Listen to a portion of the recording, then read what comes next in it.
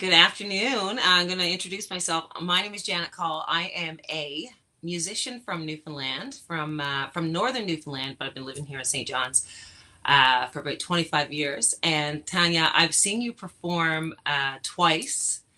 I saw you in Amsterdam and at Massey Hall in Toronto. And first of all, I just want to say I'm a huge fan. I love what you do, and thank you for being here with us today. And of course, joining us is the lovely Chelsey McMullan, filmmaker, Canadian filmmaker. So I think what we want to talk today about is Ever Deadly. Yeah, ever deadly. Ever Deadly. It's Ever deadly. deadly. So how did that collab start with you, with the two of you? Um, well, I think Chelsea stalked me. Yep. And that's, to be honest, a lot of my favorite people have. But there, there's good stalking and bad stalking, I guess. But like, I'm very happy that they decided to grace me with their presence because I would not have been able to execute any of these dreams without you, Chelsea. All the stuff we do together, it's just it's an act of symbiosis that's remarkable. I'm very thankful. So we went for oysters, and usually how I tell if I'm gonna work with someone, it's basically on site. Uh, Yeah. I, Immediately. I Yeah, I can tell on site. I just can tell how we fit together. It's just a completely natural relationship. Mhm. And yeah, and that's the kind of work people I like to work with. Beautiful. The film is incredible. And I watched an interview that you both have done, Tanya, where you said that your favorite part of the film is your mother. And I have to agree. I was just, it was just so beautiful. And, you know, the story of her family having to leave their homes and being told, you know, all these lies about bountiful land and game and showing up with nothing. I mean, how does that make you feel, like listening to your mom tell those stories? Um, to be honest, it's not about feelings.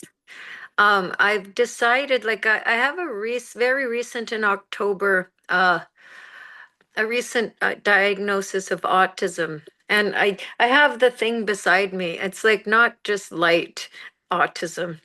And this is always what I'm going to do moving forward is that people mistake something for feelings.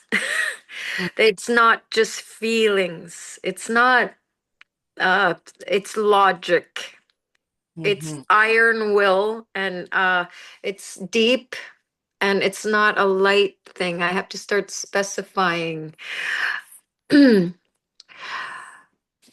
Chelsea and I are going to Outlet Civic this summer to my mother's birthplace, where we will continue to delve into what happened when the Canadian government decided to rip apart our culture and family for their own nefarious causes. So how do I feel about it? I don't know. How do you feel about betrayal and death and murder? And how do you feel about colonialism? It's not about feeling. It's just evil. So it's not oh, my feelings are hurt. Like that's always what I'm realizing as an autistic. They kind of think you just have hurt feelings, and it's not hurt feelings. Mm-hmm. It's not feelings, you know?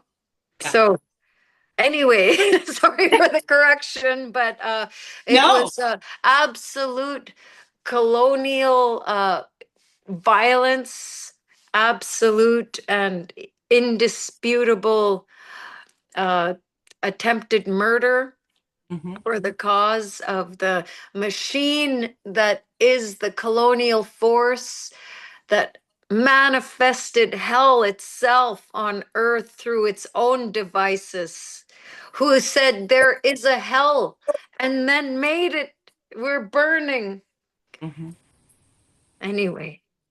I had come from Indigenous background as well, and I know it's more than feelings. It's wrong choice of word there, but moving on to Chelsey. Chelsey, what made you want to collaborate with Tanya? I saw Tanya perform live, and like many people, sort of a transcendent experience of something you didn't even think was possible with music, and I just kind of thought, like, I wonder, like, how Tanya feels about cinema, and like, I wonder, yeah, what the connection between cinema and her music is. I just kind of, it sort of was like a question that kept spinning in my mind. And I had just finished a film with a mutual friend of ours, Ray Spoon, and I was just talking to Ray about it, and Ray offered to set up an email introduction. So that was kind of the genesis of everything. And then, I did stalk Tanya, like, this was over. Yeah, I sort of just kept popping up and kept emailing and kept calling, and thank you. Over a while, and I think yeah, eventually we started talking about, like, yeah, what a project together could look like. So how long ago was that? Oh my gosh, so long ago, I think. We were young. Yeah.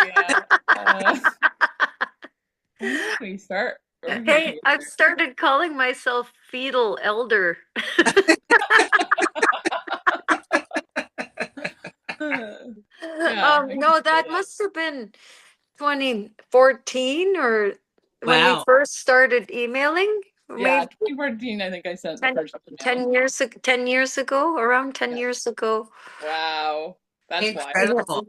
Yeah, how lovely, and we're still working together, and it's just there's been no surprises in our relationship. That's what I mean on site.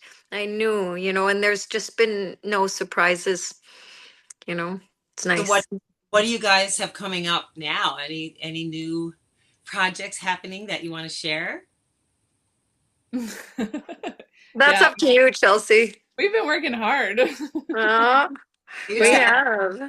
No, yeah, we've got I think a pretty huge project coming. It's kind of, I mean, you should decide how much you want to share, but it's sort of a multi-pronged, it's a bunch of things, but yeah, I think we're both really excited about it. Okay, I'm really curious now. Okay, well, there's two things we're working on. The big one is the Outlet Civic project. So we're going to go to my ancestral homelands where my mother was born before the relocation, and we're bringing her there to talk about it and interview her. And we're also going to go and shoot a music video component to that, so there'll be a on the land performance and on my ancestral homelands, and that's very exciting. We've also, this weird thing happened. This very weird thing happened where I wanted Chelsey and Co. to come up to my hometown, not just in the summertime, right? Because they'd only been up in the summer.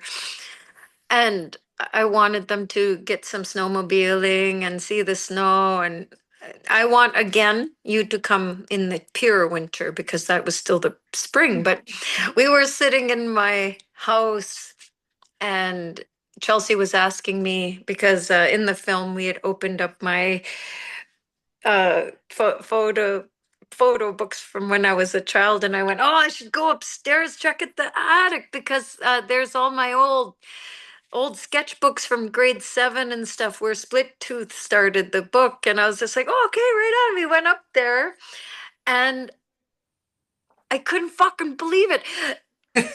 I couldn't fucking believe this. There was a huge, perfectly preserved treasure trove a Super 8 film. No way. My father had 90 rolls. 90 rolls. 90 rolls that my father had taken from between 1960 to 1988 or something. And then we thought, oh, maybe we can get some stuff out of this. It'll be great. But then we looked at it and it became very clear that he's an incredible artist. Wow. Sorry. Sorry. Just Oh. he like ask Chelsey like the technical ability, like talk about it a bit.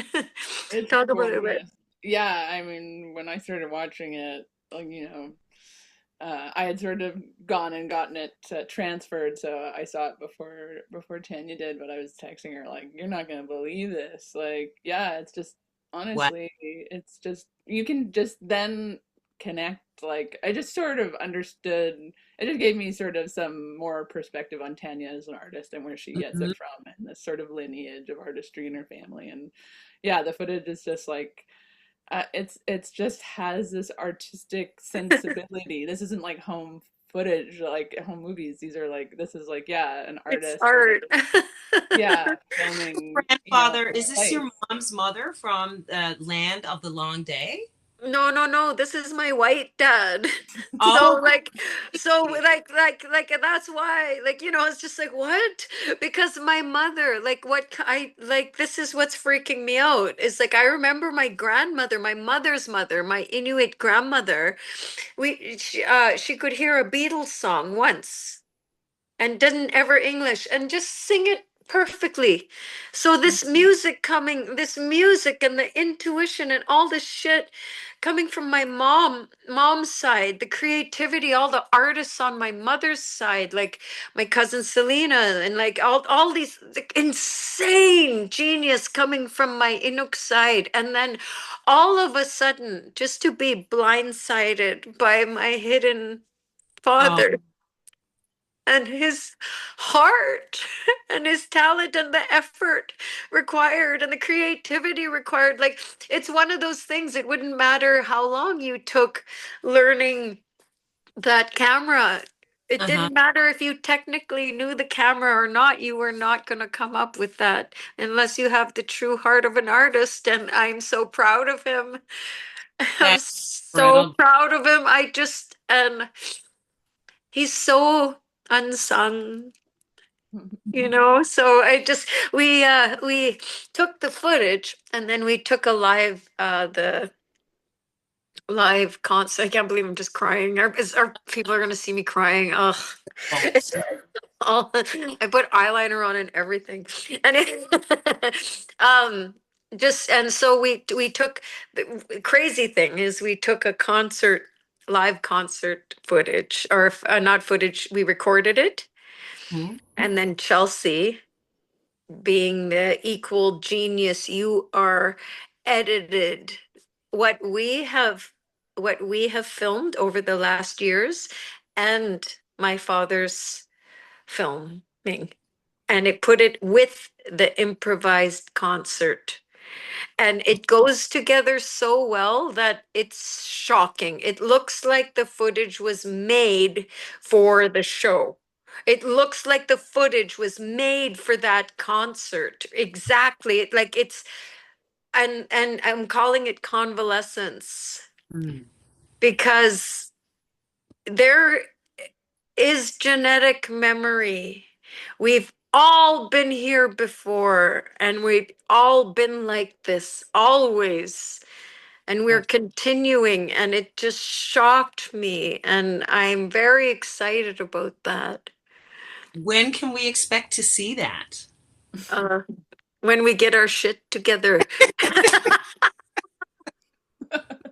That's exciting. Wow. Incredible. It's almost together. No, By the time we're constipated, you'll have it. You are funny. we got diarrhea right now. I'm speaking for myself. Anyway. Oh goodness. So Northwest Passage is the town you're talking about. Am I correct? When you go back there to where your mother was born?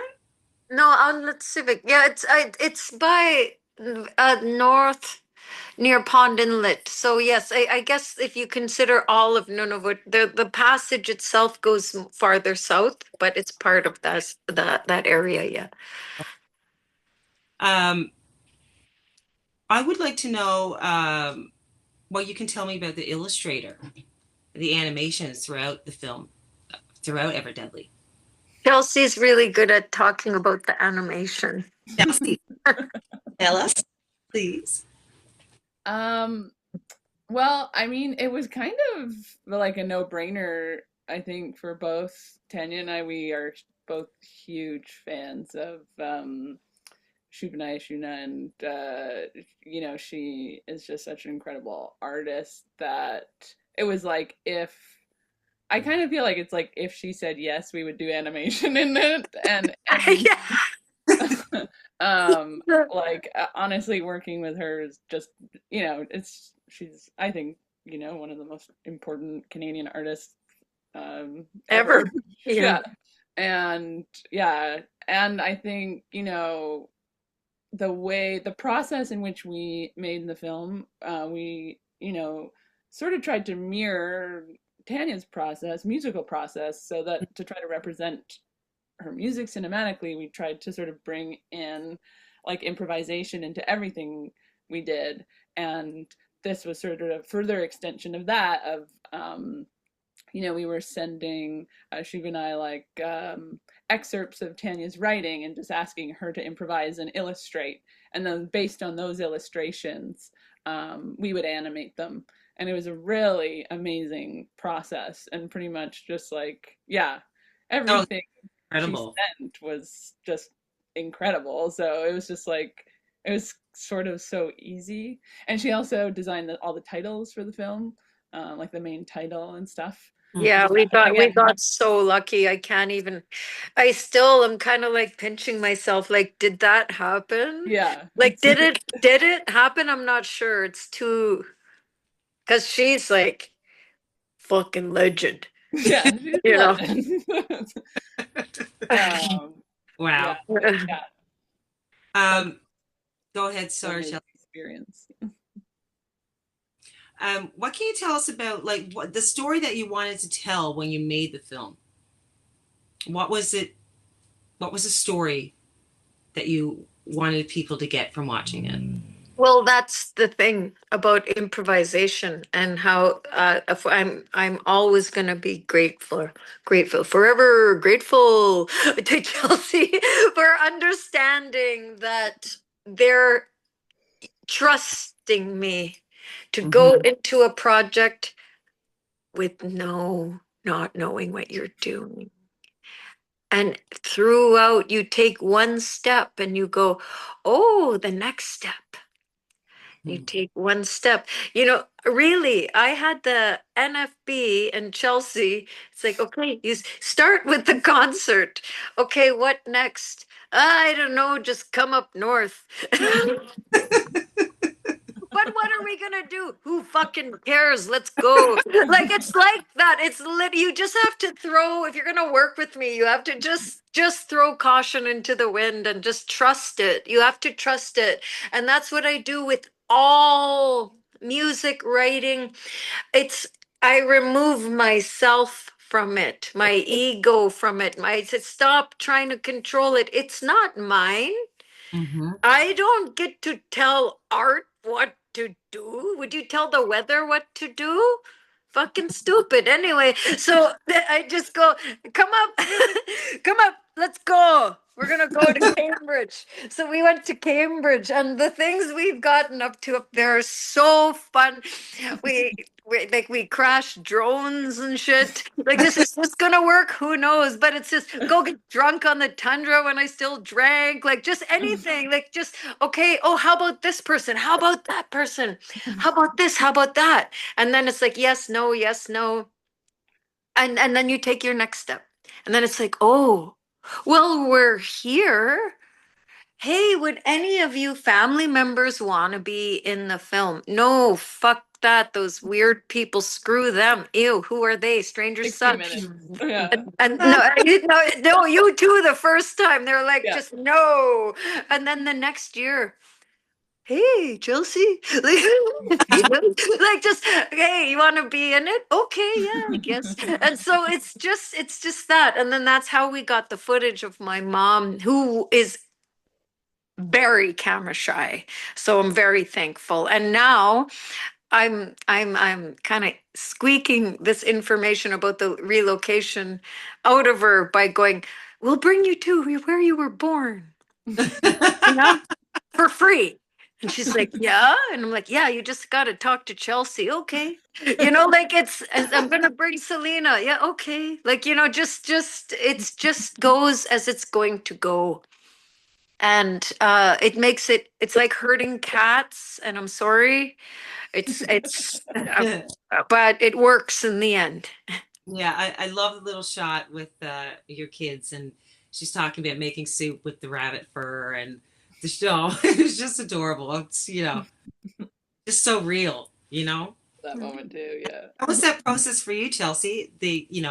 Trusting and all the improvisation and for the camera crew and for the film crew. Oh yeah, it was like so hard. Like, I mean, it's just so counterintuitive to how films are made, because it's such an expensive medium, and yeah, and so you want to feel like you have this sense of control. And yeah, it's the biggest thing I learned from Tanya, and it's made me, I think, a much better artist, and it's really sort of sharpened my instincts, which is like everything started to work much better when I just finally let go, which, she had been saying all along, but of course I didn't. No, I drive everyone on earth insane, by the way. Sorry. It's sorry. But you realize once you do that, like, it's like, you're like, she's right. yeah, you drop the rope essentially, and then that's when things start to flow. And now I'm so used to it, and that's so integrated into how we work that I feel like, yeah, and even in other projects that I work on, it's influenced me so much. And yeah, like I said, I think it's just made me a better artist. It's made me more intuitive. I listen to myself more. It's made me more confident. And yeah, it's just like, I think working with a master artist, who I think Tanya is, it's like, you can sort of, learn a lot about your own process. So yeah, so it has changed how you work on other films, and yeah.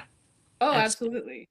And like not in the same way. I think what we do is very particular, and it's its own process that we've sort of developed together as a team. But yeah, absolutely, it's influenced me in everything I do.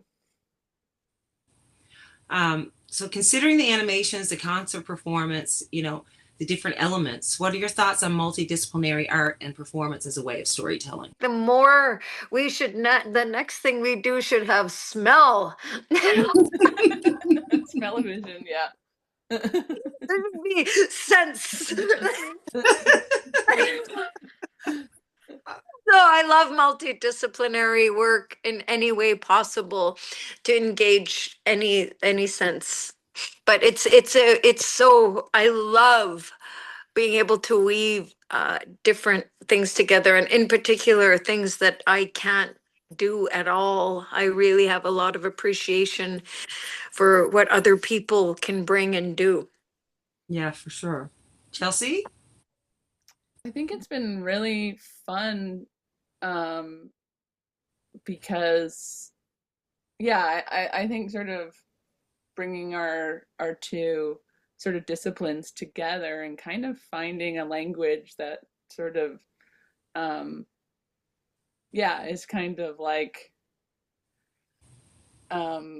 using cinema in a more sort of like musical way and using music in a more cinematic way and sort of blending our two sort of like primary disciplines together is kind of like, I think it's like kind of the basis of like, I think art, the sort of like language that we're building together. So I think it's really nice to work with somebody like, I also think Tanya is a filmmaker, and just her instincts are so incredible. And like, with or without me, like I think like she's an incredible filmmaker, and I love just listening to her, what she thinks about cinema, things she likes, things she doesn't like. Her instincts are so sharp, her notes are so good. It's just like, it's some people just have it. You don't even really like, it's just there. And I think that just sort of Tanya's just kind of can do that with most art. That's just what she is, she just I just need to take a moment to say that I'm like Forrest Gump when it comes to math. I gotta balance this out here. This like I forget to eat and drink. Like every time my kids see a fan of mine, they're like, "Mom, you just lay around." Like so it's just balancing out all all that with this. And Chelsey, I have to disagree with you. I do not think that. I think you are the natural filmmaker. I think you are the genius filmmaker. I think your instincts are genius. I think that's your medium, and that you naturally own it, and you play it like you play basketball. And no one better fuck around. That's how she plays, or sorry, that's how they play basketball. Don't fuck around, right? So that is accurate. I'm an animal on the court. Has this film changed the two of you in a very obvious way, or what's it given you?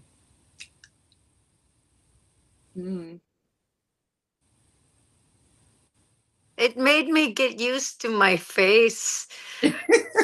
It's beautiful face. I don't. Well, that's the thing, is I have to see it all the time. So I didn't know that so much of it was my face, but now I've accepted my face, and thank you, Chelsey. You're welcome. It was, that was a process. See, because when other people, they hear their voice on the, you can come back in 2 minutes, and they feel dorky. I don't have that problem with my voice. I had it with my face, and now I don't have that with my face anymore. So that's what happened. That was your therapy. Yeah, that was my therapy. It's like exposure therapy, Tanya, the beginning, and Chelsey, the beginning of the film, when you're throat singing, facing the other woman, I mean, that is just a beautiful. I love how you started the film that way. Why did you decide to do that, Chelsey? Why did you decide to start the film? I mean, I knew that when it was Tanya's suggestion to shoot that scene, which is like, she's like, I want to do sort of traditional throat singing on the land, and I want Lakaluk to do it with me, and who's an incredible artist as well, and so I was like, great, then I think let's shoot it. But when we were actually shooting it, when we got that take of it, which was like sort of one kind of longer continuous take, and it just felt like I knew in the moment that it would be the opening of the film. And I think it works as, in terms of kind of starting with the traditional throat singing before we see Tanya in concert, but also just, yeah, I honestly think that's probably the most beautiful thing I've ever shot in my life. And you just know when something is just so like seminal. Like I think that could be a film in and of itself. And yeah, I thought, you know, I knew that would be the opening of the film when in that moment while we were shooting it. Oh, yeah, it's and the reason I love it so much is the introduction to the tradition at first, because sometimes people, and at the beginning of my career, people were very upset that I was breaking away from tradition. And Right. I've been justifying myself for years for it because I had nobody to teach me and I had to teach myself. But now that I'm 50, I'm going, I don't need to justify that there was no teachers in that because it was banned. I don't need to justify myself anymore. I'm Inuk right here, right now. This is all we have. I'm 50 and I'm Inuk, and this is what we are now, and this is what is left, and this is what I am. And if you don't open those doors and let people express the moment of what's happening, then you're gonna sentence your culture into remission unless. So what's happening now is a beautiful thing. There's a lot of people using katajak in very traditional ways, which makes me happy. That's my favorite form of katajak, is the raw tradition, and there are a lot of people now expressing. And I don't believe it's anybody's place to tell another person how to be Inuk. You may or may not like it, but you can't tell someone how. Like when somebody's from the South and they're being really prissy and persnickety, to me, I'm not used to that, but they're still Inuk. Like I can't tell them not to. And, or if somebody, wants to, I hear people getting mad about like all the Botoxing and shit and all that. It's like, no, no, no, like that's the world now. Like, I was in New York City and you're walking by places where you can get an IV for your hangover now. And people were really surgered a lot. And it's like, oh, like that's what people do now. It's not like, don't do that. That's not traditional. It's like, yeah, it's not traditional, but it's there. And therefore, it will be traditional at some point to some people. So, what's the point of? I think the secret to preservation is practicing yourself, not telling other people what to do. Mm-hmm. If you feel very, very strongly about preservation, act on it yourself. Learn the tradition perfectly yourself and make sure you're telling your children. Don't go attacking other people because they're not doing it right. Walk the walk, bitch. Just do it. You just quit talking the talk. Sorry. See, this is the problem with Zoom. I forget that there's any other people gonna see it, and then I expose myself, and then next thing you know, there's a big, thick headline, "Milk the milk, bitch," and it's like it's out of context. And oh, listen, yeah. That is an iconic line. I hope there's a headline of that. I got fired from a rock show for saying motherfucker to me. Oh. Tanya, I wanted to ask you about the process with your choir when you perform live concerts, because the sounds that they are creating are just incredible. What is the process for them for rehearsals, or are they? I mean, they must rehearse prior to your improvised performance. Well, the thing about the element choir, it's one of those, another point of surrender, because I don't have anything to do with that genius. That's Christine Duncan. That's all Christine Duncan. That's a person named Christine Duncan, and you should look up Christine Duncan because Christine Duncan's a fucking genius. As soon as So, yeah, write it down, Christine Duncan. It's really important that people understand that this machine doesn't just, it's not me only. You know, I didn't Mhm. come up with that.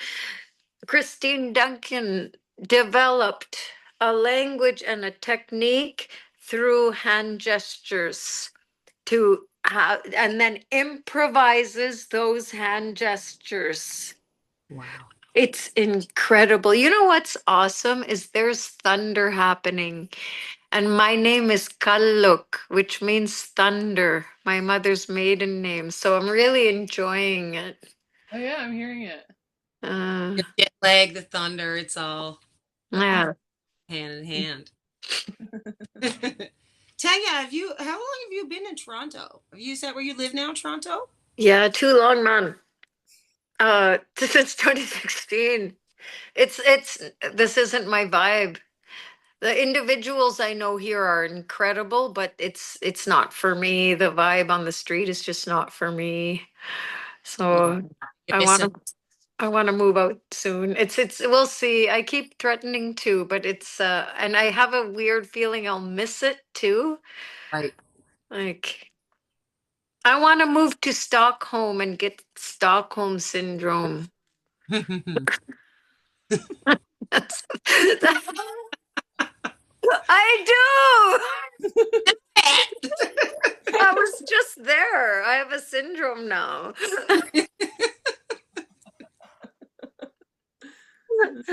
Tanya, do you have many performances coming up now over the summer? Do you have a tour happening or?